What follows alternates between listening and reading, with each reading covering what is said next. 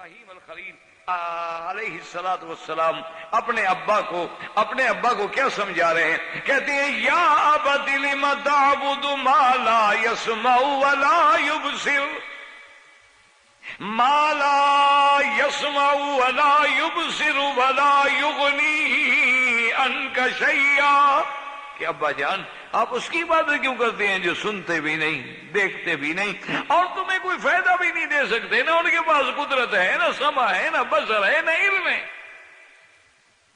تو آپ کس کی عبادت کر رہے ہیں؟ تو معلوم یہ ہوا کہ الہ کی صفت کیا ہے کہ علم کامل ہو، اختیار کامل ہو، قدرت کامل ہو۔ اگر یہ چیزیں نہ ہوں تو وہ الہ نہیں ہو سکتا۔ یہی بات ابراہیم علیہ السلام سمجھا رہے ہیں کہ ابا جان آپ جو ان کو معبود بنائے ہوئے ہیں، چلو بتوں کو نہیں، جن کی شکلیں ہیں ان کو آپ نے بنایا ہوا ہے، لیکن ان کے ہاتھ میں بھی تو کچھ نہیں۔ لا يسمع ولا يبصر، نہ سنتے ہیں نہ دیکھتے ہیں، ولا یغنی عنک شیئا، اور نہ دھیلے کے برابر آپ کو فائدہ پہنچا سکتی ہیں، کیونکہ الہ تو وہ ہوتا ہے جو ساری کائنات کو نفع پہنچا سکے، جو ساری کائنات کا رزق پہنچا سکے، جو ساری کائنات کے کام نمٹانے کا علم رکھتا ہو اور قدرت رکھتا ہو۔ اب اسی طرح دیکھیں وہ آیات مبارکہ جو آج ہم نے تلاوت کی ہیں، اللہ پاک بطور سوال دیا، جب ایک سوال دماغ میں رکھیں گے تو جواب خود۔ امن خلق السماوات والارض، آسمانوں کو اور زمینوں کو کس نے پیدا؟ وَأَنزَلَ لَكُم مِّنَ السَّمَاءِ مَاءً، اور کس نے اتارا ہے آسمان سے پانی؟ فَأَنبَتْنَا بِهِ حَدَائِقَ ذَاتَ بَهْجَةٍ، اور پھر کس نے اگائے ہیں اس سے باغیچے رونق والے؟ مَا كَانَ لَكُمْ أَن تُنبِتُوا شَجَرَهَا، تمہاری تو طاقت نہیں کہ تم ایک درخت کو بھی پیدا کر سکو۔ اسی لیے اللہ پاک نے دوسری جگہ پہ فرمایا اَأَنتُمْ تَزْرَعُونَهُ أَمْ نَحْنُ الزَّارِعُونَ، اور فرماتے اَأَنتُمْ أَنزَلْتُمُوهُ مِنَ الْمُزْنِ أَمْ نَحْنُ الْمُنزِلُونَ أَأَنتُمْ أَنشَأْتُمْ شَجَرَتَهَا أَمْ نَحْنُ الْمُنشِئُونَ۔ اب دیکھیں آسمانوں زمینوں کے پیدا کرنے کی قدرت، آسمانوں سے پانی اتارنے کی قدرت، پھر اس سے باغ رونق والے ابھارنے کی قدرت، پھر اس سے درخت پیدا کرنے والے کی قدرت، یہ کس کو ہے؟ امن، جواب آ گیا اِلَٰهٌ مَّعَ اللَّهِ، کیا اس کے ساتھ کوئی اور الہ ہے؟ تو اب دیکھیں وہی صفتیں آ گئی نا، قدرت کی صفت آ گئی کہ آسمان و زمینوں کے پیدا کرنے والا، آسمانوں سے پانی اتارنے والا، وہ کون ہے الہ؟ جب وہ معبود برحق ہے تو اس کے ساتھ اور کون ہے جس نے یہ کام کیے؟ اور اگر کسی نے کچھ نہیں بنایا ہے تو تم کدھر جا رہے ہو؟ بل ہم قوم یعدلون، اللہ کو چھوڑ کے کہاں بھٹک رہے ہو، کہاں شرک کر رہے ہو؟ اب آگے دیکھیں اللہ پاک نے امن جعل الارض قرارا، کون ہے وہ ذات جس نے زمین کو جما دیا ہے؟ وجعل خلالها انہارا، اور زمین میں نہریں جاری کر دی، وجعل لها رواسیا، زمین کو ہلنے سے بچانے کے لیے بوجھ رکھ دیے، وجعل بین البحرین حاجزا، اور دو دریاؤں کے درمیان میں جس نے دیوار قائم کر دی کہ ادھر میٹھا دریا ہے ادھر کڑوا دریا ہے، اور درمیان میں اللہ نے ایسا حاجز کھڑا کیا جو نظر بھی نہیں آتا، ہاتھ ڈالو تو محسوس بھی نہیں ہوتا، اور غوطہ لگاؤ ادھر سے تو ادھر نکل جاؤ، ادھر سے لگاؤ تو ادھر نکل جاؤ، لیکن اس کے باوجود میٹھا کڑوے سے نہیں ملتا، کڑوا میٹھے سے نہیں ملتا۔ یہ پردہ بنانے والا کون ہے؟ کس کی طاقت ہے؟ کس کی قدرت ہے؟ اللہ کے قرآن میں غور کریں، فرماتے ہیں وَجَعَلَ خِلَالَهَا أَنْهَارًا وَجَعَلَ لَهَا رَوَاسِيَ، اب یہ پہاڑ جو رکھے، وَجَعَلَ بَيْنَ الْبَحْرَيْنِ حَاجِزًا، آپ کیپ ٹاؤن چلے جائیں یا بنگلہ دیش میں جائیں، اراکان میں جائیں، دیکھیں گے دونوں دریا اکٹھے چل رہے ہیں، مجال ہے کہ اس کا پانی ادھر ملے یا اس کا پانی۔ اچھا کبھی طوفان آتا ہے نا میٹھے پانی میں، وہ کڑوے پانی پہ چڑھ جاتا ہے، اچھا کبھی طوفان آتا ہے کڑوے پانی پہ، وہ میٹھے پانی پہ چڑھے، پھر لوٹ کے ہر آدمی اپنی جگہ پہ چلا جاتا ہے، پانی اپنا اپنا واپس چلا گیا، مجال ہے کہیں مل جائے۔ فرماتے ہیں کہ یہ ساری کرنے کے بعد اب غور کرو، اِلَٰهٌ مَّعَ اللَّهِ، کوئی ہے اس کے ساتھ بابو؟ بل اکثرهم لا يعلمون۔ اللہ نے فرمایا سارا کچھ دیکھنے کے بعد اکثر جو ہیں پھر بھی وہ اپنے معبود برحق کو نہیں جانتے۔ امن یجیب المضطر اذا دعاہ ویکشف السوء، کون ہے جو پریشان حال کی پریشانی دور کرے، کون ہے جو دکھ دور کر دے، کون ہے جو اس کی مشکلوں کو کھول ڈالے، مصیبتوں کو کھول ڈالے، اور کون ہے جس نے زمین میں تمہیں خلیفہ بنا کے موقع دیا۔ وَيَجْعَلُكُمْ خُلَفَاءَ الْأَرْضِ أَإِلَٰهٌ مع اللہ، اس کے ساتھ کوئی الہ ہے؟ قلیلا ما تذکرون۔ فرمایا امن یہدیکم فی ظلمات البر والبحر، کون ہے جو آپ کو خشکی کے اندھیروں میں یا دریاؤں کے اندھیروں میں راستے دکھانے والا کون ہے؟ وَمَن يُرْسِلُ الرِّيَاحَ بُشْرًا بَيْنَ يَدَيْ رَحْمَتِهِ، اور کون ہے جو بارش سے پہلے ٹھنڈی ہوائیں بھیج کے تمہیں خوشی دیتا ہے کہ بارش آ رہی ہے۔ اِلَٰهٌ مَّعَ اللَّهِ، کوئی الہ ہے اس کے ساتھ؟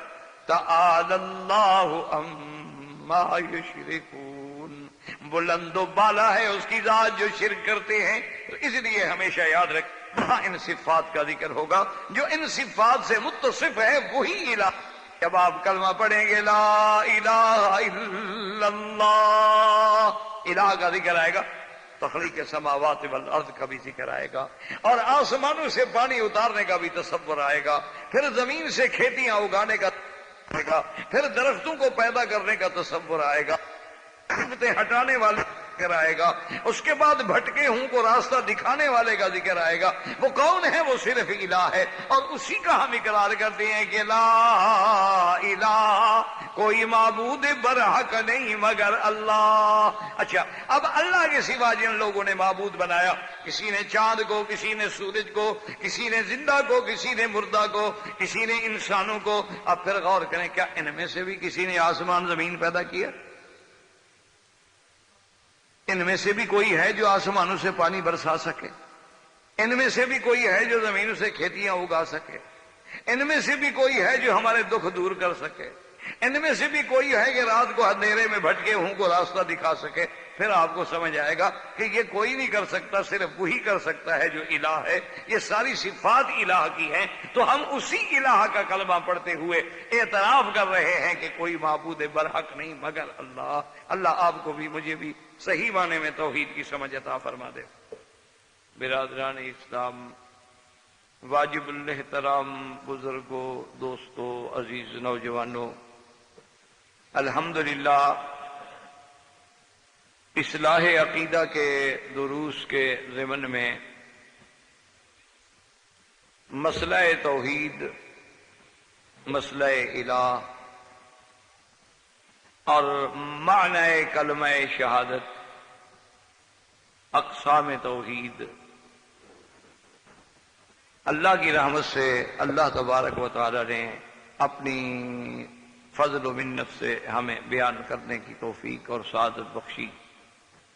تو کلمہ طیبہ کے دو جز ہیں، جیسے کہ میں نے ابتدا میں عرض کیا تھا کہ صرف کلمہ پڑھنے سے آدمی مسلمان نہیں ہوتا، بلکہ اس کو پڑھنا، جاننا اور اس کے تمام شروط و ارکان پہ صحیح معنی پہ عمل پیرا ہونے سے جا کے آدمی مسلمان۔ تو اب دو جز جو ہیں، لا الہ الا اللہ محمد الرسول اللہ۔ تو کبھی یہ ہوتا ہے کہ اختصار ہوتا ہے، یعنی ایک جز کو ذکر کر دیا جاتا ہے تو دوسری خود بخود سمجھ آ جاتی، اس کے ذکر کرنے کی ضرورت نہیں ہوتی، یعنی وہ معلوم ہے، معہود ہے۔ اسی لیے جیسے کہ حضور پاک صلی اللہ علیہ وسلم کی حدیث مبارک میں ہے کہ من قال لا الہ الا اللہ دخل الجنہ، تو اب حضور صلی اللہ علیہ وسلم نے صرف ایک جز کا ذکر فرمایا ہے، حالانکہ لا الہ الا اللہ پر ایمان ہو اور محمد الرسول اللہ پر ایمان نہ ہو تو جنت تو نہیں ملے گی۔ جیسے اللہ کی توحید پر ایمان ضروری ہے، سرکار دو عالم صلی اللہ علیہ وسلم کی رسالت پر بھی ایمان ضروری، لیکن ایک جز کے ذکر کرنے کا معنی یہ ہوتا ہے کہ دوسری جز تو خود بخود مفہوم ہے۔ جیسے فرمایا من کان آخر کلامہ لا الہ الا اللہ دخل الجنہ او کما قال النبی صلی اللہ علیہ وسلم۔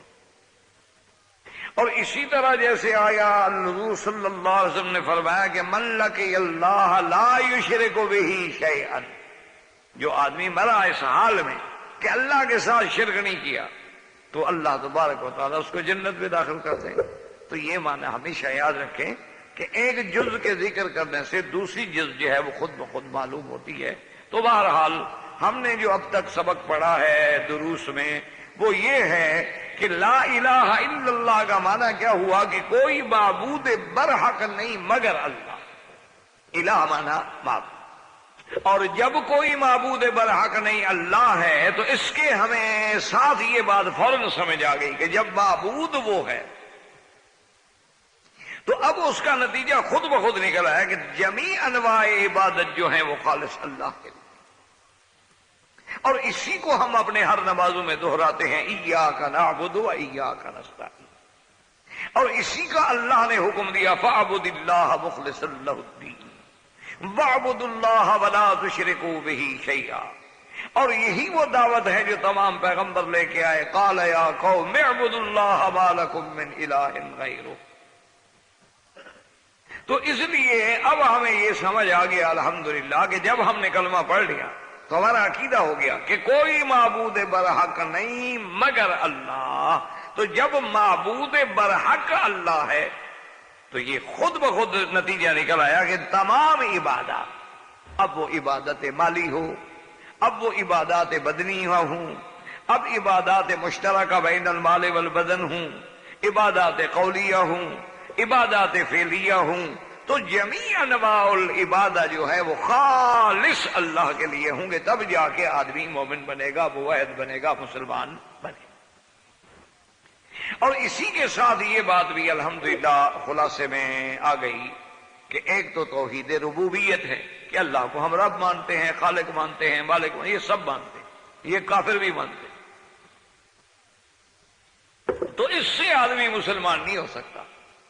اصل بات یہ ہے توحید الوہیت کہ اللہ کی عبادت میں کسی کو شریک نہ کرنا، تب جا کے آدمی مسلمان ہو۔ ورنہ خالق تو سب مانتے ہیں، کافر بھی مانتے ہیں کہ آسمان و زمینوں کا خالق اللہ ہے، رزق دینے والا اللہ ہے، ہوائیں چلانے والا اللہ ہے، تدبیر کرنے والا اللہ ہے، تو کافر بھی مانتے ہیں۔ اور اسے اللہ نے قرآن میں فرمایا کہ میرے محبوب سوال کریں کہ من خلق السماوات والارض لیقولن اللہ، وہ کہتے ہیں اللہ۔ تو یہ بات ہمیں سمجھنی چاہیے کہ توحید ربوبیت کے ساتھ مسئلہ حل نہیں ہوگا۔ تمام انبیاء جو آئے ہیں اور جس سے ہمارا کفر سے تقابل ہوا ہے وہ توحید الوہیت ہے کہ اللہ کی عبادت میں کسی کو شریک نہ کرے، اللہ کے سوا من دون اللہ۔ اچھا، اس میں ایک غلط فہمی یہ آ گئی تھی، لوگ سمجھتے ہیں کہ من دون اللہ کا معنی ہے اصنام، بت، یہ غلط بات۔ من دون اللہ کا معنی ہے اللہ کے سوا، اللہ کے بغیر، اللہ کے ورے، اللہ سے نیچے، یعنی اللہ کو چھوڑ کے اللہ کے سوا جس کی بھی عبادت کرے۔ یہ نہیں کہ نعوذ باللہ اگر بتوں کی کرے تو مشرک ہے اور عیسیٰ علیہ السلام کی کرے تو مومن ہے۔ حضرت عزیر علیہ السلام کو خدا کا یعنی بیٹا مان لے تو پھر وہ مومن ہے۔ عیسیٰ علیہ السلام کو کہہ دے کہ یہی خود الہ ہے تو وہ مومن ہے، کیونکہ عیسیٰ تو بت نہیں ہے، عیسیٰ تو پیغمبر کا نام ہے۔ اس لیے ہمیشہ یاد رکھیں کہ ومن اضل ممن يدعو من دون اللہ، ومن اظلم ممن يدعو من دون اللہ، ہر جگہ جو لفظ ہے من دون اللہ، من دون اللہ، اللہ کے سوا۔ اب اللہ کے سوا چاہے کوئی نبی کی عبادت کرے، ولی کی عبادت کرے اور جبریل پر فرشتوں کی عبادت کرے، وہ مشرک ہوئی۔ عبادت کا کیا معنی؟ یہ تو نہیں کہ کوئی آدمی جا کے ولی کو سجدے کرے گا، اس نماز پڑھنی شروع کر دے گا ولی کو سامنے بٹھا کے۔ غیر اللہ کو پکارنا، تو پکارنا جو عبادت ہے، جب اس نے غیر کو پکارا تو گویا عبادت۔ جب اللہ کو بندہ پکارتا ہے تو عقیدہ رکھتا ہے کہ وہ سنتا ہے، جانتا ہے، دیکھتا ہے، نفع نقصان کا مالک ہے۔ اب جب اپنے فوت شدہ کسی بزرگ کو یہ پکار رہا ہے تو کیا عقیدہ ہے کہ وہ سنتا ہے؟ نہیں سنتا تو کوئی پاگل تو نہیں ہو گیا کہ پکار رہا۔ تو اس لیے اہم چیز کیا ہے؟ توحید الوہیت۔ اور اسی طرح یاد رکھیں کہ ایک تیسری قسم ہے توحید فی الاسماء والصفات، کہ اللہ کے اسماء ہیں، اللہ کی صفات ہیں، تو اس میں ہمارا عقیدہ ہے۔ ایک موٹی بات یاد رکھ لیں، کیونکہ باریکیاں جو ہیں وہ علماء کا کام ہے۔ اس میں موٹی بات یاد رکھ لیں کہ اللہ نے قرآن میں جو اپنی صفتیں بیان فرمائی ہے یا سرکار دو عالم صلی اللہ علیہ وسلم نے اللہ کی صفات بیان فرمائی ہے، ان پہ ہمارا ایمان، نہ ان کو بڑھائیں گے نہ ان کو گھٹائیں گے، یعنی کوئی صفت اللہ نے اپنی بیان نہیں کی، ہم نے اپنی طرف سے نہیں بڑھائی، اور اللہ نے جو بیان کی ہے اس کا انکار نہیں کریں گے، نہ تو ہم معطلہ بن جائیں گے کہ صفتوں کا ہی انکار کر دیں، نہ ہم مشبہہ بن جائیں گے کہ نعوذ باللہ تشبیہ میں آنا شروع کر دیں، اللہ کی مثالیں دینی شروع کر دیں۔ تو ہمارا ایمان ہوگا کہ اللہ کے اسماء، اللہ کے صفات جو قرآن میں ہیں، جو لسان پیغمبر سے ثابت ہیں، بغیر تعطیل کے، بغیر تکییف و تمثیل کے ان پر ہمارا ایمان ہے۔ لیس کمثلہ شیء، جیسے اس کی ذات کی کوئی مثل نہیں، اس کی صفات کی کوئی مثل نہیں۔ اس کو موٹی موٹی باتوں میں سمجھ لیں، مثلا ہم کہیں گے اللہ دیکھتا ہے، لیکن ہم یہ نہیں کہیں گے کہ جیسے ہم دیکھتے ہیں، پھر تو کافر ہو گئے، کیونکہ پھر تو اللہ کو ہم نے مثال دے دی، تشبیہ دے دی۔ دیکھتا ہے جیسے اس کی شان کو زیبا۔ اللہ سنتے ہیں، یہ نہیں کہیں گے جیسے ہم سنتے ہیں، ورنہ پھر تو کافر ہو گئے۔ ہم کہیں گے اللہ دیکھتے ہیں، اللہ سنتے ہیں، اللہ نزول اجلال فرماتے ہیں، لیکن کما یلیق بشانہ تبارک و تعالی، جیسے اس کی شان کو زیبا ہے۔ انسان مخلوق کا سننا کیا اور خالق کا سننا کیا؟ مخلوق کا سننا تو ابھی دیوار کی طرف کھڑے ہو جائے تو کچھ نہیں سنائی دے گا، اگر جناب آپ کے کانوں میں تھوڑی سی روئی رکھ دیں تب بھی آپ کچھ نہیں سنیں گے، لیکن اس کا سننا کم ہاں اور ہمارا سننا کم۔ تو اس لیے ہمارا اللہ کی صفتوں پر بھی ایمان ہے کہ اس کی جتنی صفتیں، مثلا اللہ نے فرمایا الرحمن علی العرش استویٰ، کہ اللہ تعالی علی العرش، ہم کہیں گے آمنا، لیکن کیسے، کہ عرش پہ وہ کیسے بیٹھے ہیں، یا عرش سے آسمان دنیا کی طرف جب آتے ہیں تو نزول کیسے فرماتے ہیں نا، کیفیت میں ہم بات نہیں کریں گے۔ یہی ہمیں سلف نے سکھلا دیا، انہوں نے کہا کہ الاستواء معلوم والکیف مجہول، کہ استواء تو معلوم ہے لیکن کیفیت ہم نہیں پتہ۔ بس سوال جو ہے اس سے غیر معقول، معقول ہی نہیں کہ ایک مخلوق اللہ کے بارے میں، اللہ کی ذات میں بحث کرے۔ اپنی حدود عقل تک بحث کرو، جو چیزیں ماورائے عقل ہیں ان میں بحث کرو گے تو ٹھوکر لگ جائے۔ تو ہمیں یہ سمجھ آ گیا کہ کوئی معبود برحق نہیں مگر اللہ۔ آج ہم اس کی دوسری جز کو سامنے رکھیں کہ جیسے اللہ کی وحدانیت پہ، اللہ کی الوہیت پہ، اللہ کی ربوبیت پہ، اللہ کی خالقیت پہ، اللہ کی مالکیت پہ، اللہ کے نافع و ضار ہونے پہ، تقدیر کے ایمان پہ، اور اسی طرح خالق کے خیر و شر ہونے پہ ہمارا ایمان ہے، اسی طرح ہمارا ایمان ہے محمد الرسول اللہ، کہ محمد مصطفیٰ صلی اللہ علیہ وسلم جو ہیں اللہ کے بھیجے ہوئے پیغمبر ہیں۔ اس کی وجہ یہ ہے کہ بات سمجھیں کہ یہ ساری کائنات جو اللہ نے پیدا کی ہے اور اس میں رنگا رنگ کی مخلوق ہے، اللہ نے ایسے انواع و اقسام پیدا کیے ہیں کہ لا تعد ولا تحصیٰ، بندہ اس کو سوچ اور سمجھ ہی نہیں سکتا ہے۔ اتنے حیوانات ہیں، اتنے جاندار ہیں، اتنے بری چیزیں ہیں، اتنی بحری چیزیں ہیں، اتنی فضائی چیزیں ہیں کہ آدمی کی وہاں عقل بھی رسائی نہیں کرتی۔ یعنی آپ کسی ملک میں جا کے دیکھیں، اپنا ایک دفعہ مجھے وہاں دیکھنے کا موقع ملا شکاگو میں، کہ صرف مچھلیوں کے لیے انہوں نے ایک جگہ بنائی، ایک میوزیم بنایا ہے، اس میں انہوں نے صرف دریا کی، سمندر کی، دریاؤں کی، مچھلیوں کی اقسام و انواع دکھلائے ہیں۔ یقین کریں کہ پھرتے پھرتے ہماری ٹانگیں ٹوٹ گئیں اور دیکھتے دیکھتے دنگ رہ گئے، ہم تو گن ہی نہیں سکتے کہ صرف مچھلی کی کتنی قسمیں، کتنے رنگ ہیں، کتنی قسمیں ہیں، کتنی شکلیں ہیں، کوئی بڑی ہے، کوئی چھوٹی ہے، کوئی موٹی ہے، کوئی عجیب ہے، کوئی بالکل ایسی اللہ معاف فرمائے کہ ویسے معلوم ہوتا ہے جیسے کوئی درندہ پانی میں اتر گیا، اور کوئی اتنی خوبصورت ہے کہ آدمی دیکھتا رہے۔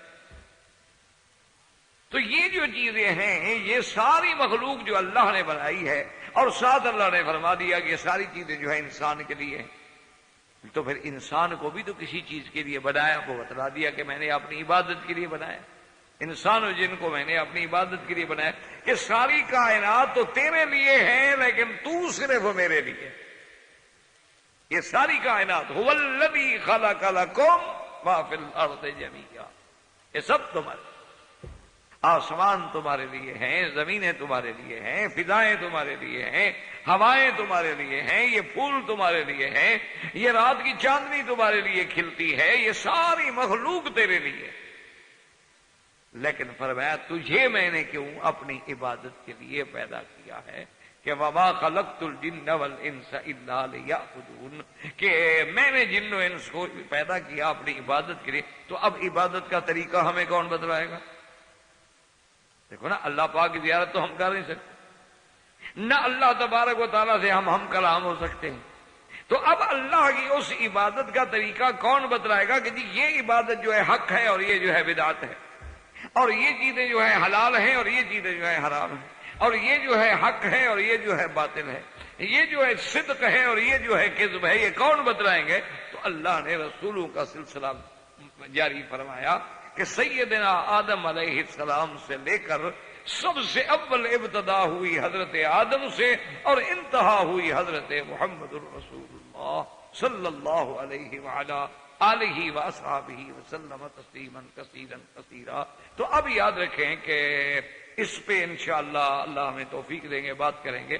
آج سب سے پہلا جو ہمارا موضوع ہے وہ یہ ہے کہ محمد الرسول اللہ، اور ایک بات دماغ میں رکھیں کہ جیسے اللہ کی وحدانیت پہ ایمان ہے، اسی طرح بعینہ ہی اللہ کے رسول محمد عربی کی رسالت اور نبوت پہ ایمان ہے، اور جیسے اللہ کی توحید میں کوئی لچک قابل قبول نہیں، اسی طرح محمد مدنی کے ایمان میں بھی کوئی لچک قابل قبول نہیں۔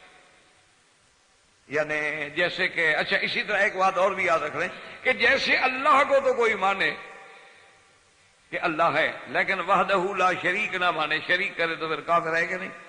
اچھا، حضور کو تو مانے لیکن نبوت اور رسالت میں شریک کرے،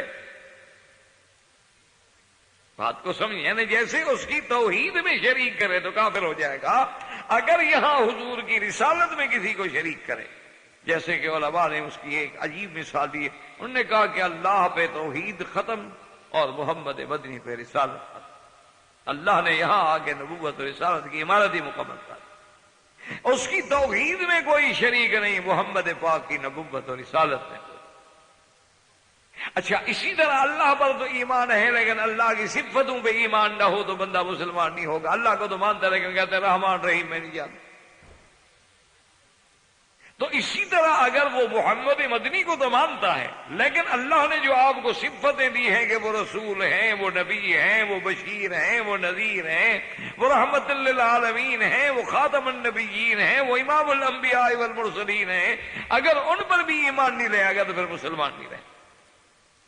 اچھا، اب بات یہ ہوتی ہے کہ ہمیں یہ فیصلہ کرنا ہے، ہم تو الحمدللہ اللہ کا شکر ہے کہ ہم نے کلمہ پڑھا، مسلمانوں کے گھر میں پیدا ہوئے، اللہ نے ہمارے لیے آسانی کر دی کہ آنکھ کھولی تو ایک مسلمان گھرانے میں آنکھ کھولی۔ مشکل تو ان لوگوں کے لیے ہے نا کہ جنہوں نے نہ قرآن پڑھا، نہ حدیث پڑھی، نہ اسلام، نہ اسلامی ماحول۔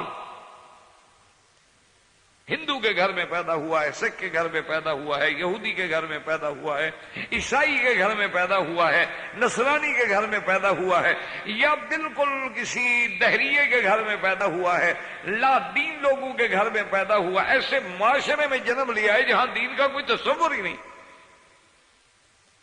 بات تو وہاں مشکل ہوتی ہے۔ ہم تو الحمدللہ اللہ کا شکر ہے پیدا ہوئے مولوی کے گھر میں، وہ اور مولوی کے گھر میں، دادا مولوی، باپ مولوی، نانا مولوی۔ پھر اللہ نے ماحول ایسا دے دیا کہ مدرسوں میں آنکھیں کھولی، مدرسوں میں جوان ہوئے، مدرسوں میں پلے بڑھے، اور مدرسے بھی کون سے، کوئی انگریزی مدرسے تھوڑے تھے، دینی مدرسے۔ اچھا، عام لوگوں کو چلو یہ ماحول نہ ملا لیکن ماں باپ مسلمان تو ہے۔ سوال یہ پیدا ہوتا ہے کہ اگر ایک آدمی کسی دہریے کے گھر میں پیدا ہوا، کسی سکھ کے گھر میں پیدا ہوا، کسی ہندو وثنی کے گھر میں پیدا ہوا، کسی غیر مسلم کے گھر میں پیدا ہوا ہے، پورا ماحول اس کا منکرات سے بھرا ہوا ہے، تو اس کو کیسے یقین دلایا جائے کہ محمد الرسول اللہ جو ہے واقعی اللہ کے نبی ہیں؟ وہ کہتے ہیں جی آپ کہتے ہیں، میں کہتا ہوں نہیں ہے۔ کہتے ہیں ٹھیک ہے آپ کہتے ہیں، ٹھیک، ہر آدمی کو آزادی ہے، آپ کی مرضی، کہتے ہیں۔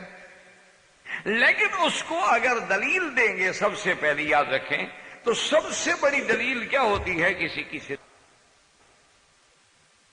اب ہم صرف ایک پہلو پہ ہم نظر ڈالتے ہیں کہ کیا اللہ کے نبی محمد مصطفیٰ، یہ تو ہمارا ایمان ہے ویسے تو مسلمان کی، وہ تو الگ بات ہے کہ رسول ہیں، صادق الوعد الامین ہیں، رحمت للعالمین ہیں، یہ تو ہمارا ایمان ہے، ہم مسلمان ہیں۔ بات یہ ہے کہ کافر کے سامنے، ایک غیر مسلم کے سامنے جب ہم نے یہ بات رکھنی ہو تو اس کے لیے سب سے بڑا پیمانہ جو ہے وہ صداقت محمد مصطفیٰ، کہ ایک ایسا ہمارا نبی ہے کہ جس نے کبھی جھوٹ نہیں بولا۔ ہم ان کو چیلنج کر سکتے ہیں کہ آپ لے آؤ اپنے معاشرے میں کوئی بندہ جو یہ دعویٰ کرے کہ میں نے کبھی جھوٹ نہیں بولا۔ ہم کہیں گے تم ایک بندہ لے آؤ، اپنے معاشرے سے لے آؤ، اور پھر اس کے صرف یہ نہیں ایسے تو میں بھی مثلا کہہ دوں جی میں نے کبھی جھوٹ نہیں بولا، لیکن اس کی کوئی صداقت کی دلیل بھی تو ہو نا۔ اچھا، اس کے لیے ہم اگر کہیں گے قرآن میں، وہ کہتے ہیں جی قرآن پڑھ تو میرا ایمان ہی نہیں۔ ہم کہتے ہیں کہ جناب حضور کی صداقت کے بارے میں سیدنا ابو بکر نے فرمایا ہوگا کہ قرآن ہی نہیں مانتا، نبی نہیں مانتا، صدیق کو کہاں سے مانتا ہو؟ آپ اچھی مجھے دلیل دے رہے ہیں، میں تو حضور کو نہیں مانتا تو صحابہ کو کہاں مان لیا؟ تو اس لیے اب ہم نے صداقت کا ایک پہلو، ایک پیمانہ جو ہے وہ یہ رکھا ہے کہ حضور کی صداقت کو اپنانا ہے تو جو دشمنوں کی نظر میں دیکھ لیں، یا ہم ان چیزوں میں دیکھنا چاہتے ہیں جو 1400 سال پہلے اللہ کے نبی نے فرمائی ہے۔ 1400 سال پہلے، آج 1423واں سال چل رہا ہے، تو 1423 سال پہلے جو سرکار دو عالم صلی اللہ علیہ وسلم نے فرمایا، اب ذرا اسی کو آپ پوری توجہ کے ساتھ دیکھیں اور میں آپ کے سامنے عرض کرتا ہوں۔ بہت ساری انشاءاللہ اگر اللہ نے توفیق دی، کیونکہ ہمارا سیرت کا الحمدللہ پہلے سیرت النبی پہ ایک مفصل اللہ کے شکر سے آپ حضرات کی دعاؤں سے درس ہو چکے ہیں۔ اب ہم ان دروس میں تو وہ بات کریں گے انشاءاللہ جو وہاں نہیں آئی، اگر وہاں آ چکی ہے تو وہاں سنی جا سکتی۔ یہ بات آج میں اس لیے رکھ رہا ہوں کہ آپ انشاءاللہ جب توجہ کریں گے اور فرمان رسول عربی کو سنیں گے، شرط یہ ہے کہ نیند نہ آئی ہو آپ کو۔ اگر نیند آئے نا جی، وہ ایک دفعہ ایسا ہوا تھا کہ شاہ جی رحمۃ اللہ تقی فرما رہے تھے، ایک بندہ جو سب سے قریب بیٹھا تھا نا وہی نیند کرا، جو سب سے قریب تھا۔ تو شاہ جی بڑے ماشاءاللہ کھلے دل کے آدمی نے کہا بھی سامنے بیٹھ کے دل کو چرائے کوئی، ایسی چوری کی خبر خاک لگائے کوئی، جو میرے قریب بیٹھا وہی سو رہا ہو تو اس کا اور کیا کر سکتا ہے؟ تو اس کا علاج تو یہی ہے کہ اللہ جگا دے، ورنہ وہ اس کو تو کیوں، اب ہو بھی وہ قریب اور ہو بھی چھپا ہوا اور ہو بھی پڑھا لکھا آدمی، تو اس کو تو پھر اللہ ہی جگا سکتا ہے۔ اس لیے جن کو سونے کا شوق ہونا وہ بہتر ہے کہ درس کے بجائے بیگم کے پاس جا کے لیٹ جایا کر۔ سب سے سونے کا حقدار تو میں ہوں کہ میری ٹانگیں کام نہیں کرتی، میں مریض ہوں، میں بیمار ہوں، لنگڑا کے بھی میں درس پہ آتا ہوں، پھر مجھے تو تکلیف ہوگی نا۔ یہ مجھے میرا خدا جانتا ہے کہ میں حرم سے چل کے اس ہوٹل پہ چڑھی تھی کیسے پہنچا ہوں۔ میں 4-5 دفعہ تو راستے میں گرتے گرتے بچا ہوں کہ فوراً وہ درد ہوتا تھا، جھٹکا لگتا تھا، پھر ٹھہر گیا، پھر اس کو تھوڑا ریسٹ آیا، پھر دیکھا کہ کہاں رکھوں تو بوجھ برداشت کرے گا، لیکن چونکہ میں کہتا ہوں خدا محروم نہ کرے، ہمارے لیے تو سعادت ہے۔ یہ میں آپ پہ احسان نہیں کرتا، میں اپنی نجات کے لیے درس دیتا ہوں، میں آپ حضرات پہ احسان نہیں کرتا قطعاً، بلکہ خدا جانتا ہے۔ میں سمجھتا ہوں کہ جیسے اپنا حضرت مفتی محمود صاحب رحمۃ اللہ علیہ، اللہ کی قبر پہ رحمت فرمائے، مجھے انہوں نے خود کہا تھا، کہنے لگے مکی صاحب کہ میں جب اسمبلی میں MNA بن گیا اور ہم پارلیمنٹ میں پہنچ گئے، تو جب اسمبلی کے اجلاس پہلا اجلاس ہوا، اس سے بھگت کے جب میں نکلا تو میں اکیلا بیٹھ کے سوچتا رہا کہ یا اللہ مجھے کس گناہ کی سزا ملی ہے کہ میں ساری زندگی قال قال رسول اللہ صلی اللہ علیہ وسلم حدیث پڑھانے والا بندہ آج کہاں یہ پارلیمنٹ میں آ گیا ہوں جہاں فاسق فاجروں کا ٹولہ ہے اور گندی قسم کی عورتیں ہیں، منہ کھلے ہوئے ہیں، بال کٹے ہوئے ہیں، وہ بھی پارلیمنٹ کی ممبر ہیں، ہم ان کا کیا کر سکتے ہیں، بگاڑ سکتے ہیں ان کو؟ اچھا کرسیاں الاٹ ہوتی ہیں ابجد کے حساب سے، یعنی الف بے کے نام سے۔ اچھا کبھی ایسا بھی ہوتا ہے کہ مولوی کی بغل میں بھی کوئی حور آ جائے تو کیا کرے آدمی؟ نام جو مل جائے، الف با جو مل جائے، میرا نام حسن الف سے، اس کا نام بے سے ہو تو اکٹھا تو بیٹھنا ہے پھر۔ اب اس کو ہم کہہ بھی نہیں سکتے کہ ممبر صاحب ذرا آپ وہاں بیٹھ جائیں گے جی، اگر یہ شرم کرنا تھا تو پھر انگریز کی اسمبلی میں آئے کیوں؟ یہ کوئی اسلام کی اسمبلی تو ہے نہیں، یہ کوئی مجلس شورا تو ہے نہیں جہاں دین کی بات ہوگی، ایمان کی بات ہوگی. یہ تو پارلیمنٹ ہے، اور پارلیمنٹ بھی وہ جو ہمارے پارلیمانی نظام کی کافرانہ نظام کی بات ہے، کافرانہ نظام کی بات ہے، تو اس میں آپ کیوں آئے ہیں؟ تو بہرحال تو مفتی صاحب رحمۃ اللہ علیہ فرماتے ہیں کہ میں اللہ کے آگے روتا تھا، توبہ کرتا تھا کہ یا اللہ کس گناہ کی وجہ سے کہاں قال رسول اللہ صلی اللہ علیہ وسلم حدیث پڑھانا اور کہاں یہاں اسمبلی میں آ جانا. وہ کہتے ہیں کہ جب مرزا سے ہماری بحث ہوئی، مرزا ناصر سے عقیدہ ختم نبوت پر، تو اللہ کی رحمت سے اللہ نے ہمیں کامیاب فرمایا اور قادیانیت غیر مسلم اقلیت قرار دے دیے گئے. تو میں نے اللہ کا شکر کیا، میں نے کہا اللہ تیری حکمتیں ہوتی ہے، تو نے اسی لیے شاید ہمیں اسمبلی میں بھیجا تھا کہ اگر آج اندر مولوی نہ ہوتا تو مرزا ناصر سے کون بات کرتا. تو اب مجھے سمجھ آ گیا ہے کہ میرا اسمبلی میں جانا جو ہے بیکار نہیں کیا. تو میں تو حقیقت نہیں ہے اپنی نجات،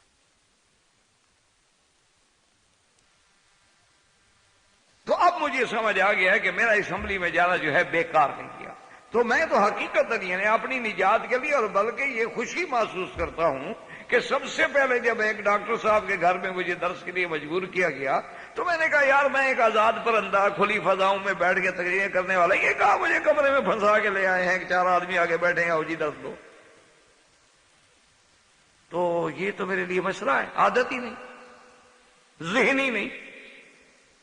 یہ تو کوئی لیکچرر جو ہے وہ تو لیکچر دے سکتا ہے، جس کے سامنے 4 اسٹوڈنٹ بیٹھے ہوں، وہ جناب ڈسک پہ کھڑا ہو جائے اور وہ ایک آدمی نے ساری زندگی آزادی سے درس قرآن حدیث پڑھایا ہو.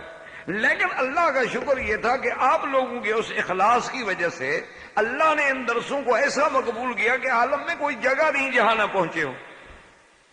میں سمجھتا ہوں کہ یہ تو آپ لوگوں کا اخلاص ہے اور میری نجات کا ذریعہ ہے، اس میں میری قابلیت نہیں ہے، اس میں میری کوئی فضیلت. تو اب جناب سمجھیں کہ جب ہم سرکار دو عالم صلی اللہ علیہ وسلم حبیب کبریا محمد مصطفیٰ الصادق الوعد الامین، وہ صداقتوں کا مجسمہ، وہ صداقتوں کا امین، اللہ نے جسے صادق بنا کے بھیجا، صدق دے کے بھیجا، جو صدق لایا، اور سب سے پہلے صدق لانے والا محمد عربی صلی اللہ علیہ وسلم، اس کی صداقت کا آئینہ اگر ہم دشمن کو دکھلانا چاہیں تو اب ان باتوں پہ ذرا غور کریں جو 1400 سال پہلے حضور نے فرمائی.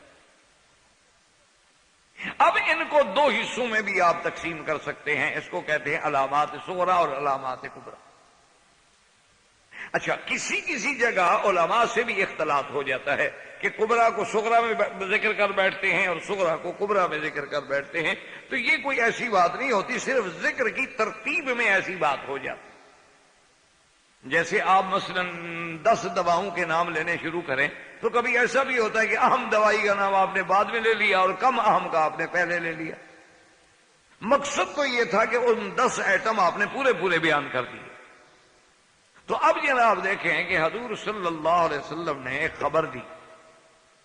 آپ نے فرمایا ان تلد الامۃ ربتہا، فرمایا ایک وقت آئے گا علامات قیامت میں سے ایسا ہوگا کہ کنیزیں جو ہیں اپنی مالکن کو جینیں گی. کیا مانا یہ ہے کہ کنیز ہے لیکن اس کے بطن سے جو پیدا ہوئی ہے وہ سردار بن گئی، غلام ہے، اس کے پیٹ سے پیدا ہونے والا جو ہے وہ حاکم بن گیا. یعنی جو لوگ غلام تھے ان کے بطن سے پیدا ہونے والے لوگ جو ہیں، جو کنیز ہیں، مالکن نہیں، کنیز کے پیٹ سے پیدا ہونے والی مالکن بن گئی.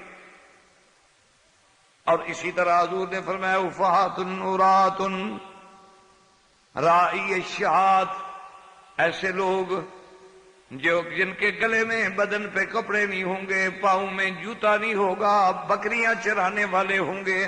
وقت آئے گا یتطاولون فی البنیان، بلڈنگوں کی بلندی پہ فخر کریں گے. وہ کہے گا میری بلڈنگ دیکھو کتنی بڑی ہے، میں نے کتنا بڑا ٹاور بنایا ہے، یہ دیکھو میرے اب برج کتنا بڑا ہے. 1423 سال پہلے آپ ذرا اندازہ کریں، سوچتے جائیں ایک بات جو صادق الامین نے فرمائی ہے. آپ نے فرمایا کہ وہ بلڈنگوں کی بلندی میں فخر کریں گے. حضور نے فرمایا، اس نے فرمایا صلی اللہ علیہ وسلم نے کہ یکسر الزنا، زنا عام ہو جائے گا. ذرا غور کریں، دوڑائیں، نظر دوڑائیں، کیبل کی جتنے چینل چل رہے ہیں ان پہ نظر دوڑائیں، اور جو کچھ ہو رہا ہے دنیا میں اس پہ بھی نظر دوڑائیں. آپ نے فرمایا زنا عام ہو جائے گا. اس کے بعد حضور نے فرمایا کہ شراب نوشی، مے نوشی جو ہے وہ عام ہو جائے گی، اور بعض میری امت کے لوگ شراب پئیں گے لیکن نام بدل دیں گے. اس کا نام شراب نہیں ہوگا، خمر نہیں ہوگا، وائن نہیں رکھیں گے، کوئی اور رکھ لیں گے، وسکی رکھ لیں گے، چیمپئن رکھ لیں گے، کوئی اور نام تجویز کر لیں.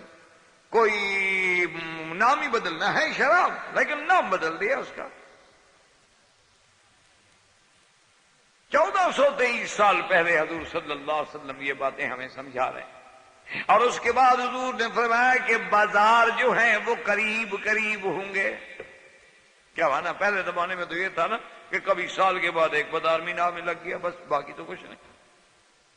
کبھی سوکھے اوقاز لگ گیا، ایک میلہ لگا، ایک بازار لگ گیا، میلہ ختم، بازار ختم، کوئی بازار ہے ہی نہیں. فرمایا کہ بازار قریب قریب ہو جائیں گے. اور اس کے بعد حضور نے فرمایا کہ لوگ مسجدوں میں امام اس کو بنائیں گے جس کی شکل اچھی ہو یا آواز اچھی ہو. ایک ایک چیز پہ غور کرتے ہیں.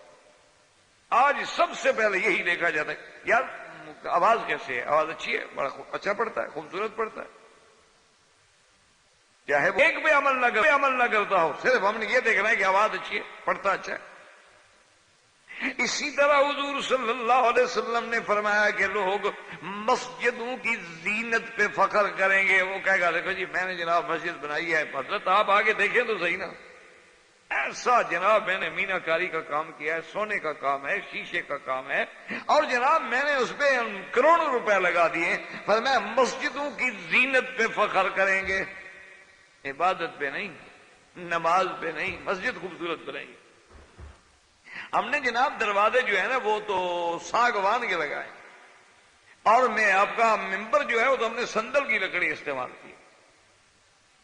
اسی طرح حضور نے فرمایا کہ وقت آئے گا مسجدوں کو بطور راستہ استعمال کیا جائے گا. کیا مانا گزرے؟ جیسے راستہ ہوتا ہے نا جی کہ آپ ہسپتال جاتے ہیں، ادھر سے بھی آ گئے، ادھر سے بھی آ گئے، ایمرجنسی والے گیٹ سے بھی آ گئے، راستہ ہے کدھر سے چلے گئے. یعنی اہمیت کوئی نہیں کہ عبادت کے لیے جائے، بس ایک راستہ تھا، گزر گئے. اور اسی طرح حضور صلی اللہ علیہ وسلم نے فرمایا کہ علاقے میں جو سب سے بڑا کمینہ ہوگا وہی قوم کا لیڈر ہوگا. اور فرمایا جو سب سے بڑا فاسق ہوگا، سب سے بڑا فاسق فاجر وہ قبیلے کا سردار ہوگا.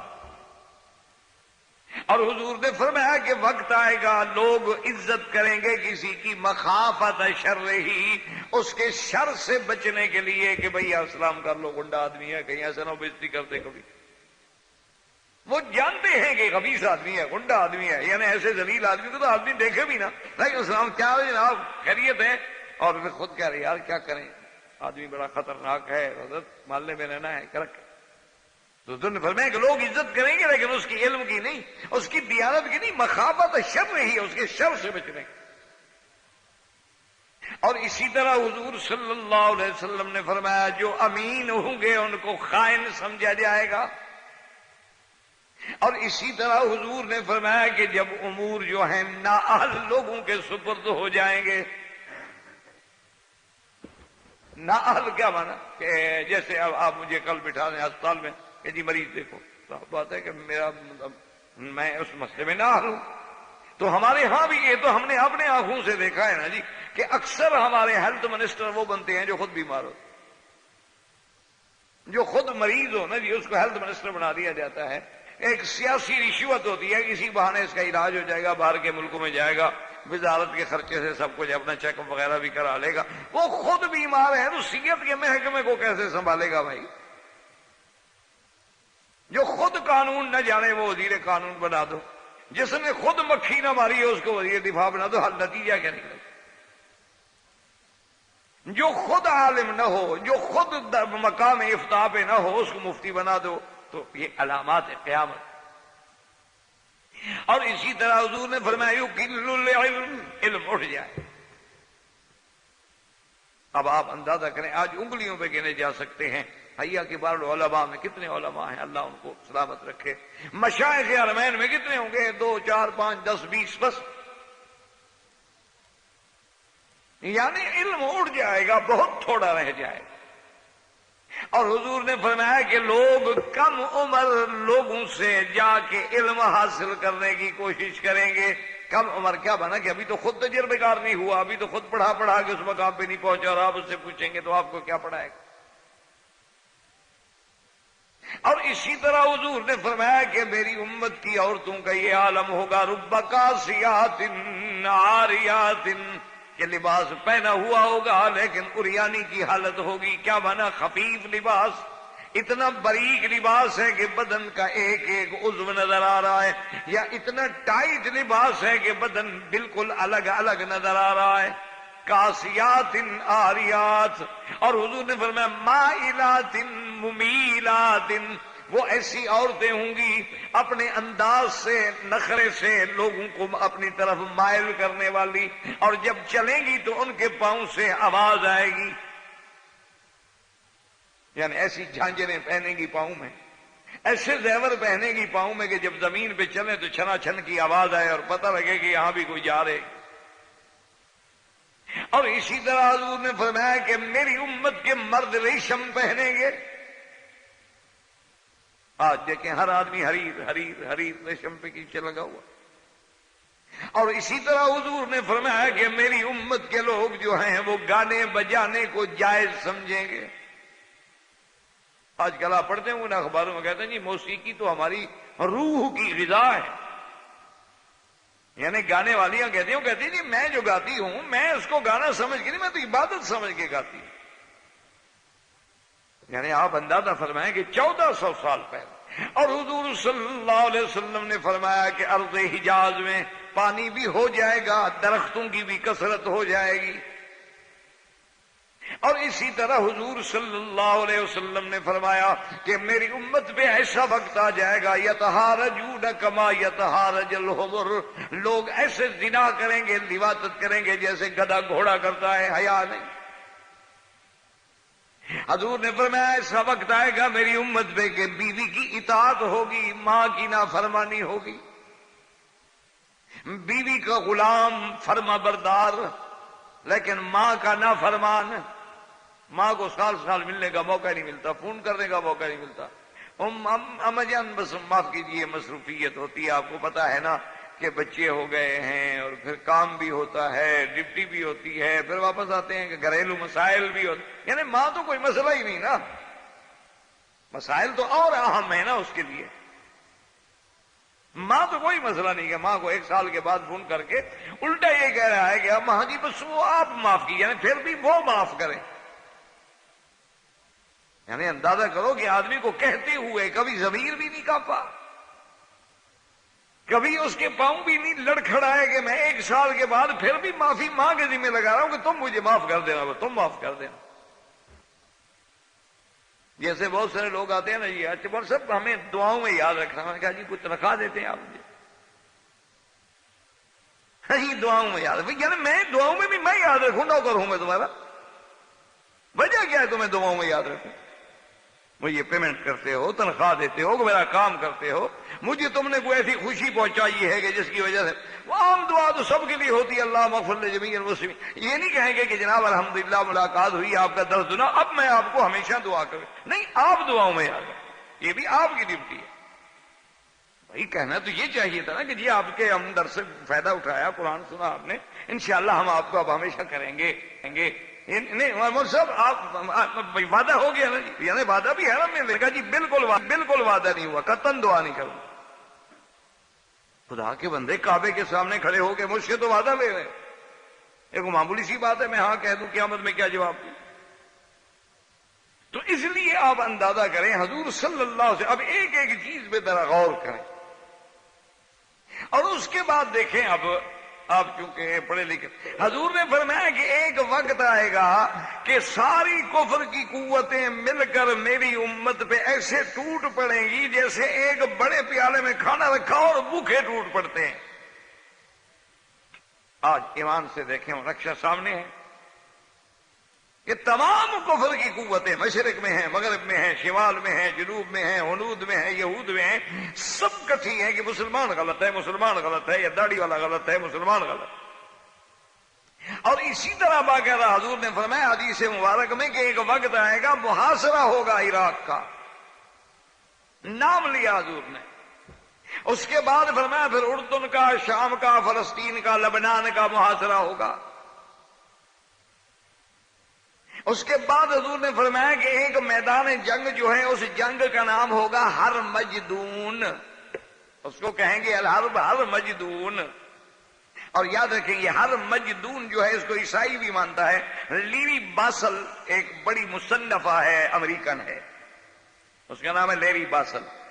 اس نے باقاعدہ اپنی کتاب میں لکھا ہے کہ ہمارے 7 پریزیڈنٹ جو ہیں وہ اس بات پہ یقین رکھتے ہیں کہ جو سرکار دو عالم صلی اللہ علیہ وسلم کی کتابوں میں اشارہ ملتا ہے ہرمجدون کی لڑائی کا، وہ ہوگی۔ ہرمجدون پتہ ہے کس کو کہتے ہیں؟ ہر کہتے ہیں پہاڑ کو، مجدون اصل میں مجیدو نام ہے وادی ہے فلسطین کا، اسی کو کوئی ہرمجدون کہہ دیتے ہیں، کوئی حرب مجیدو کہہ دیتے ہیں۔ اور اسی طرح حضور صلی اللہ علیہ وسلم نے فرمایا کہ پھر ایک میدان جنگ اور بھی بنے گا جس کو وامے کو دابق کہتے ہیں، اور وہ شام کے علاقے میں اور دمشق کے علاقوں میں ہوگا۔ اب آپ ذرا آنکھوں میں بالکل تصور کریں کہ 1423 سال پہلے جو حضور نے فرمایا ہے کیا وہ نقشہ آ رہا ہے آنکھوں کے سامنے کہ نہیں؟ اور حضور صلی اللہ علیہ وسلم نے فرمایا کہ پھر اہل روم سے مسلمانوں کی صلح ہوگی۔ اہل روم سے مراد کیا؟ عیسائی کسی کا کوئی ہو، کسی ملک میں رہنے والا، ان میں صلح ہوگی۔ وہ صلح کر کے مسلمان اور عیسائی ایک طرف ہوں گے، پھر ایک بہت بڑی جنگ ہوگی۔ یہاں وضاحت نہیں آئی کہ وہ جنگ کس سے ہوگی، کس قوم سے ہوگی، اس کا ذکر نہیں آیا۔ یہ تو آیا کہ ہم مل کر مسلمان بھی ہوں گے، عیسائی بھی ہوں گے، یہ مل جائیں گے، ملنے کے بعد لڑائی لڑیں گے۔ اور اس کے بعد بھی حضور نے فرما دیا کہ پھر اس لڑائی کے بعد وہ جو ہے اپنا عیسائی جو ہیں وہ پھر عہد شکنی کریں گے، وہ عہد شکنی کریں گے۔ اور حضور صلی اللہ علیہ وسلم نے فرمایا کہ اس عہد شکنی کے بعد پھر ان کی مسلمانوں سے لڑائی ہو۔ اور یہ بھی بتلا دیا کہ ان کے پاس 80 علم ہوں گے اور ہر علم کے نیچے 12,000 پیادہ فوج ہوگی۔ اور پھر اس کے بعد یہی وہ دور ہوگا جب پیدا ہوں گے کون؟ حضرت امام مہدی۔ اور حضور پاک نے یہ بھی بتلا دیا کہ وہ مہدی جو ہے وہ کون ہوگا؟ فرمایا محمد ابن عبداللہ، اس کا نام محمد ہوگا، اس کے ابا کا نام عبداللہ ہوگا، حسن ابن علی اور سیدہ فاطمہ کے خاندان سے تعلق رکھے گا، اور سرزمین حرم میں آ کے اللہ تبارک و تعالیٰ کی رحمت سے وہ ظاہر ہوگا۔ لیکن یہ وہ مہدی نہیں جو روافض کہتے ہیں، جو شیعہ کہتے ہیں کہ محمد ابن حسن عسکری کی اولاد میں ہے اور وہ غار میں چھپے ہوئے ہیں اور 70 ہاتھ لمبا قرآن بھی ان کے پاس ہے۔ وہ ایک جھوٹی بات ہے جس کی کوئی حقیقت ہی نہیں۔ اور وہ غار میں چھپے ہوئے ہیں اور 70 ہاتھ لمبا قرآن بھی ان کے پاس ہے، وہ نکلے گا، وہ تو ایک جھوٹی بات ہے جس کی کوئی حقیقت ہی نہیں۔ اب جناب اندازہ کریں کہ پھر وہ مہدی جو ہیں جب وہ آ جائیں گے تو پھر 5 جنگیں وہ لڑیں گے۔ الملحمۃ الکبریٰ ہوگی، فرمایا ایک جنگ عرب میں ہوگی، ایک جنگ جو ہے فارس کے ساتھ ہوگی، ایک جنگ جو ہے قسطنطینیہ میں ہوگی، اور ہر جنگ میں اللہ تبارک و تعالیٰ اسلام کو غلبہ دیں گے اور اسلام کو فتح دیں گے۔ اور اسی طرح عین اسی مہدی کے زمانے میں پھر نزول عیسیٰ ابن مریم ہوگا،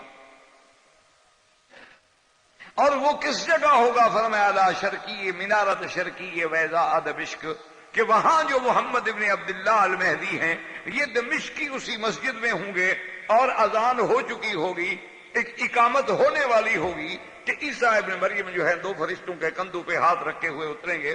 اور حضور نے فرمایا وہ ایسے اتر رہے ہوں گے کہ ان کے بالوں سے پانی ٹپک رہا ہو، معلوم ہوگا کہ ابھی غسل کر کے اترے ہیں آسمان۔ جب عیسیٰ ابن مریم اتریں گے ینزل عیسیٰ ابن مریم، جب عیسیٰ ابن مریم علیہ السلام اتریں گے تو وہ عبداللہ محمد ابن عبداللہ جو ہیں، جو امام ہیں، وہ پیچھے ہٹنا کہیں گے کہ اب اللہ کے رسول آ گئے، نبی آ گئے ہیں تو وہ امام بنے. لیکن عیسیٰ علیہ السلام فرمائے گا اللہ رسول نے کہا آپ کھڑے رہیں، میں آپ کے پیچھے نماز پڑھوں گا تاکہ امت پہ واضح ہو جائے کہ میں حضور محمد مصطفیٰ کی رسالت کا تابع ہوں، میں کوئی نیا نبی رسول بن کے نہیں آیا، بلکہ اب نبوت جو ہے صرف محمد الرسول اللہ کی ہے، خاتم الانبیاء کی ہے، میں تو اب گویا کہ تابع محمد مصطفیٰ بن کے آیا ہوں. اچھا، خدا کی شان یہ ہے کہ پھر یہ وہی زمانہ ہوگا جب خروج دجال ہوگا اور خروج یاجوج ماجوج ہوگا.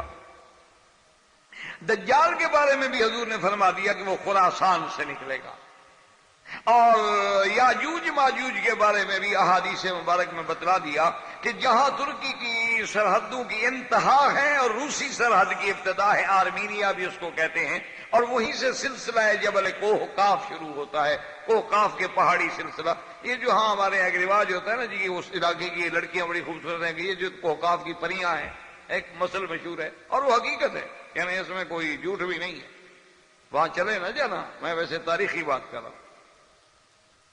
خیر آج کل جانے کی کیا ضرورت ہے، وہ ایسے آ جاتی ہیں.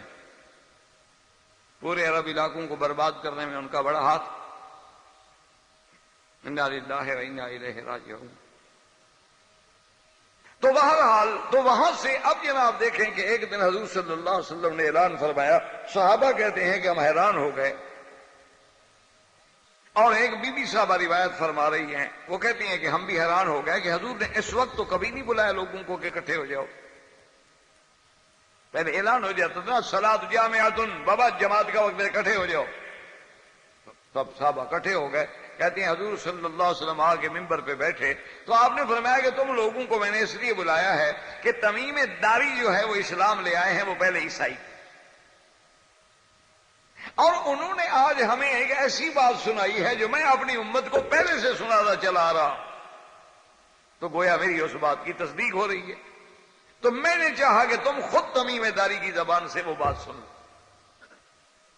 تو انہوں نے واقعہ سنایا. انہوں نے کہا کہ میں عیسائی تھا، ابھی میں مسلمان نہیں ہوا، اور قبیلہ لخم اور قبیلہ جزام کے کچھ لوگوں کے ساتھ ہم تجارتی سلسلے میں گئے، اور ہم نے جا کے کشتی لی.